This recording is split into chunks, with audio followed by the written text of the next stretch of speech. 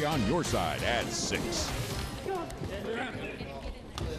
An emotional day in a Long County courtroom as the men accused of killing a young couple go before a judge and the grieving family of the victims. Grief and anger is spilling over as 3 Fort Stewart soldiers appear in LUDOWICI. A family member overwhelmed and soldiers told they're facing the death penalty. That's all in connection with the double murder of Michael ROARK, a young man who had just left the Army, and his 17-year-old girlfriend, Tiffany York, back in December of 2011. WSAV'S JoAnn Merrigan was in the court and has a lot more on the drama that's really getting national headlines now. That's right, Andrew, and that national attention goes back to what the state claims is the motive for the brutal killings, that these soldiers had formed an anti-government militia and killed 2 people to keep it all secret.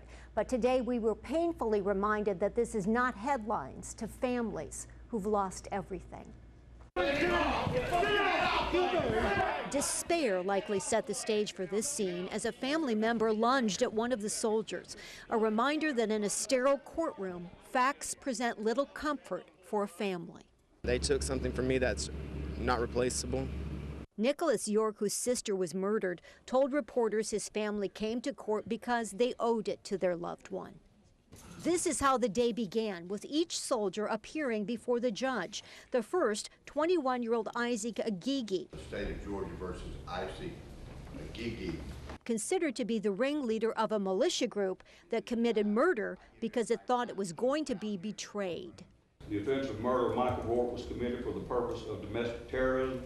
Number 7, the offense of Tiffany York was committed for the purpose of domestic terrorism. When it came to reasons why the death penalty is being sought, the militia and cover-up was one of them. The second soldier to appear, Christopher Salmon, who reportedly was the one who shot Michael ROARK that night last year. Michael's father, Brett, visibly shaken as the death penalty charges were read against Salmon. But it was the appearance of Sergeant Anthony Payton that produced the drama. Payton, who has received more than a dozen medals and who's gone to Afghanistan, is allegedly the one who shot young Tiffany York twice in the head.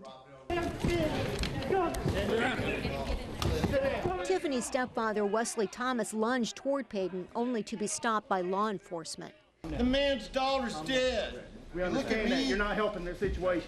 One father defending another as Thomas was led from the courtroom. To be honest with you, I wish Wes would have got a hold of him. I wish I can get a hold of him.